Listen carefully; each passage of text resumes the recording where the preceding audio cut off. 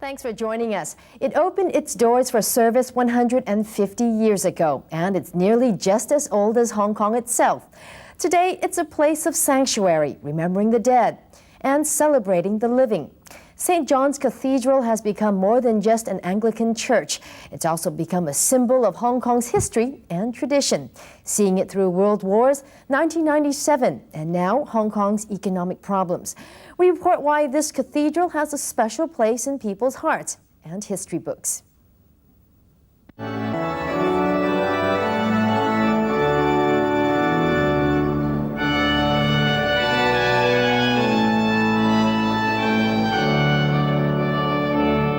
We've been in Hong Kong. I've been in Hong Kong for nearly 20 years and Peter for about the same. And we wanted somewhere that was sort of Hong Kong through and through, and we had people coming from all over the world. So we wanted somewhere that represented the history of Hong Kong. Peter, will you take Richard to be your husband? You love him, comfort him, honor and protect him, and forsaking all others, be faithful to him as long as you both shall live. Last week, Richard and Peter exchanged their vows and joined the countless number of couples who've tied the knot here. Was the registry office an option? No, it really wasn't. I wanted to get married in a church. I wanted the traditional white wedding, and St. John's was, to me, really the only place that I could get married in Hong Kong. It sort of signified Hong Kong to me, the history and tradition. That to us was very important. We didn't want to really get married in somewhere that had been there for 20 years.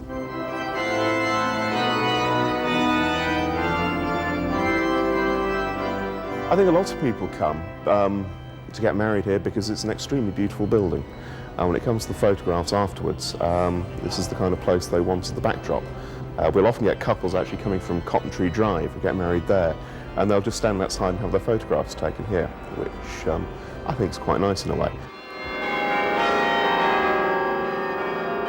Whether you're planning for your big day or just looking for a picture-perfect spot, you probably would be hard-pressed to find somewhere as time-honored as here.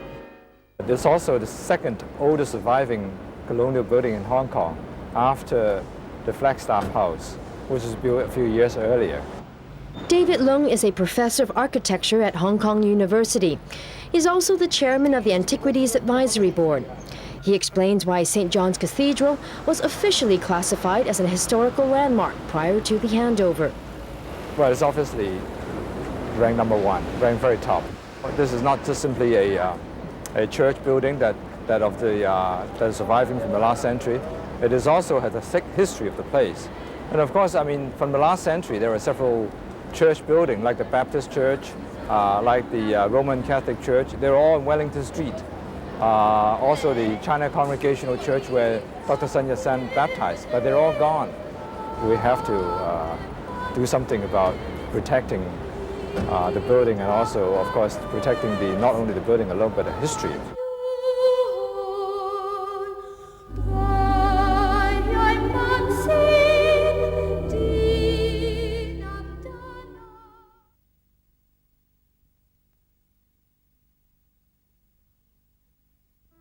It all started in a mat shed where prayer service for officers and officials of the British Empire took place.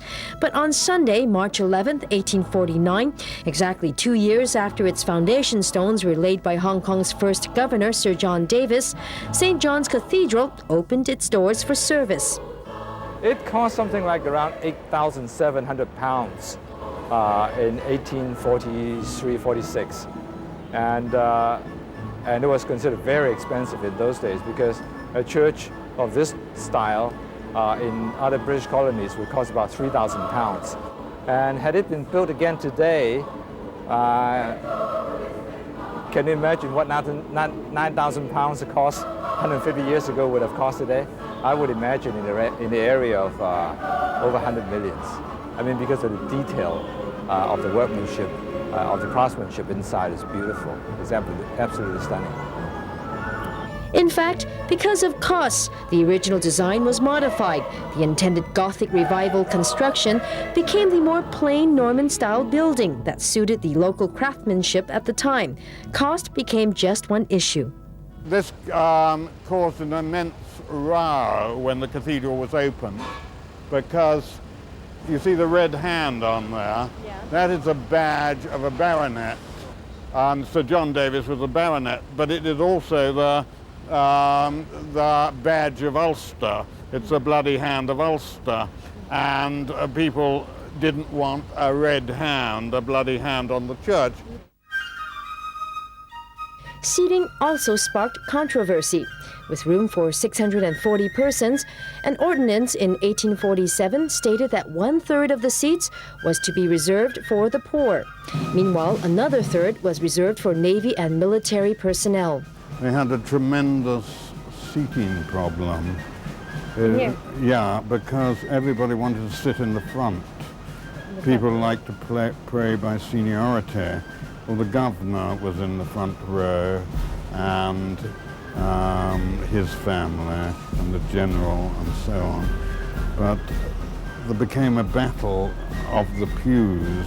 It was known as the Battle of the Pews, because everybody, when it came to the second row or the third row, people wanted to have face and pull rank. And of course, very difficult for people, for the chaplain to decide whether an opium dealer was more prestigious, than a gun runner perhaps, and also what happened, they had enormous families, so you had about 10 people. I think the Chief Justice had 15 kids alone.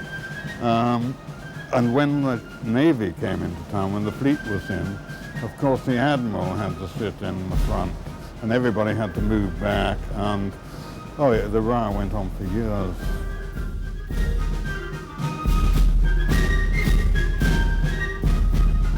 As Hong Kong grew in commerce, so did development. It used to be the tallest building in Hong Kong, and if you look at all these ones round, it looks now like a little toy town church. It's been dwarfed. It's been dwarfed. But right up until they built the Hong Kong and Shanghai Bank, not this one, but the one before, in the middle of the 1930s, it was the most dominating building in Hong Kong. Parishioners and the British military rented pews, and that provided the Anglican Church with income. But that failed to help the church meet its growing commitments and maintenance. The cathedral is painted. Is that a common feature? I think certain places it is. In England it's not. Most churches are actually left bare stone. But I think in this climate, maybe there's something about the climate which makes it so that it's better to actually paint it. If you look around Asia, most churches are white, which again in England they're not. They're very dark. In 1910, the Cathedral Endowment Fund was formed to keep the church in operation, and it would be Sir Paul Chater who became one of St. John's most prominent benefactors. By 1928, the pew ownership scheme was abolished, so income then on stemmed from goodwill arrangements. I would have thought a very vast amount a large amount of money just to keep it going in a place like Hong Kong. With the rain and the weather and the humidity and everything else, things tend to fall to pieces extremely quickly. From 1865 to 1923, the congregation was kept cool during Hong Kong's sweltering summers with the help of coolies operating punkas, which hung from the rafters. The coolies were eventually replaced by electrical fans, with the former deemed less reliable since the coolies often fell asleep during service.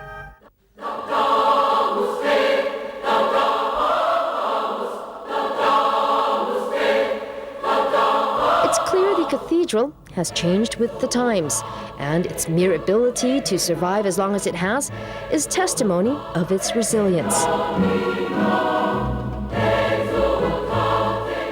For a building to survive this long in Hong Kong is quite dramatic. We actually celebrated the 150th 2 years ago, at the 150th anniversary of the laying of the foundation stone. This year actually marks the 150th anniversary of the opening of the cathedral. And I think for us and for the Hong Kong community, it should be a significant occasion that the building has actually been here for that long. And in late April, the cathedral will mark that occasion with a festival of flowers. Earlier, we told you about St. John's humble beginnings. Now we'd like to show you how the institution survived during World War II and how it's adjusted to life after 1997, meeting the growing needs of the community with services in English, Mandarin, Cantonese, and Tagalog, and providing support for unconventional causes. On December 8, 1941, one day after the attack on Pearl Harbor, the Japanese attacked Hong Kong. Hong Kong battled to defend itself for just over 2 weeks, and as shelling rang over Christmas morning service at St. John's Cathedral with 100 in attendance, Governor Sir Mark Young, in the basement of the Peninsula Hotel, was preparing to surrender Hong Kong that afternoon. What's this over here near the tree? This is a gravestone of a private in the volunteers. I think it was private, a bloke called Maxwell, and he was killed a couple of days before Christmas during the battle for Hong Kong. And he's the only person, or was the only person to be buried there in churchyard. But after the war, they dug him up and put him in the military cemetery. He was also a Catholic. 1941 to 1945. They were dark years for Hong Kong, and at St. John's Cathedral, you can easily find evidence of that. Well, the plaque was made by the internees at Sham Shui Po during the war, and it's called a Reredos, and it has a prayer on it by a bloke called Richard of Chichester, I think it is. Yes, it is, Chichester. And it's made from old boxes, basically, with a cross put onto it. And it was brought here after the war and has remained ever since. And certainly every day that I've been here, pretty much, somebody has come in and put flowers on it, obviously in remembrance of those who died in Hong Kong during the war. Over here we have the books of remembrance for people who died in Hong Kong. Certainly these ones are the ones who died in Hong Kong during the war. As you can see, they're all Army or Navy. And actually further along here you have the records of the people, many of Navy, who died before that.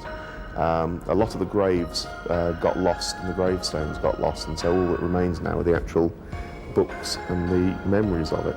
And we often have people who had relatives who died here during the war coming to ask to see the books.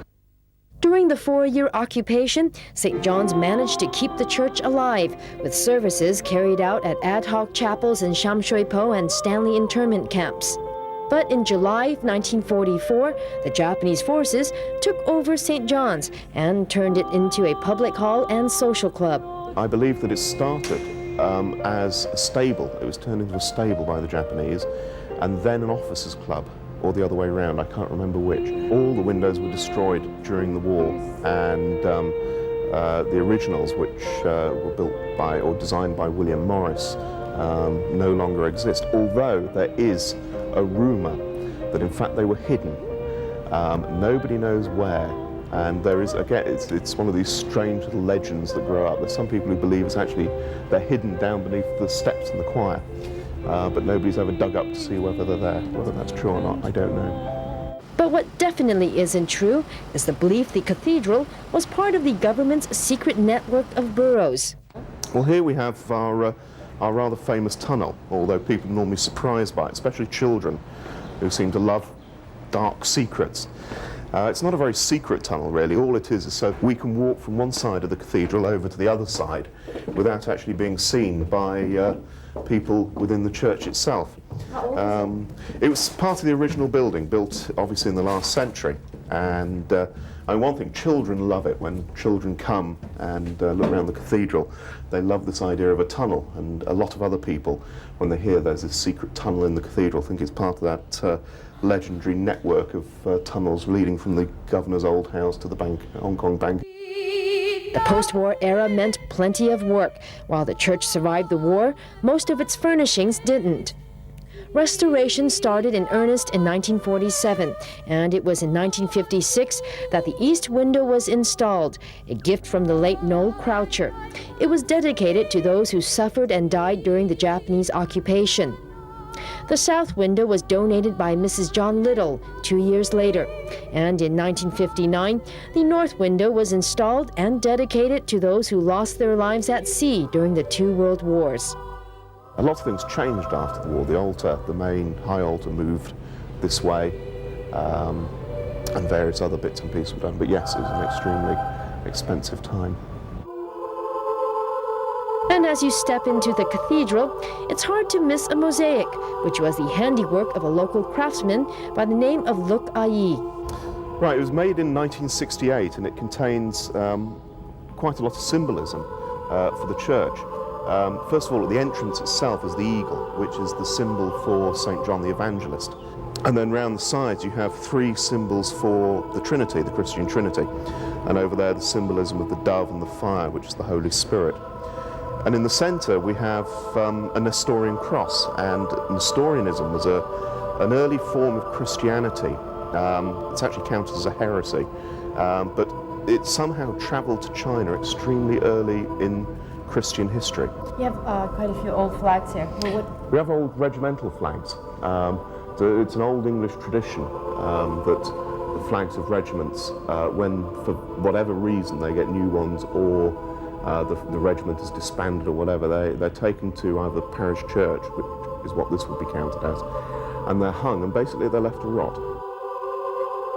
And surprisingly, there's a bit of political history here.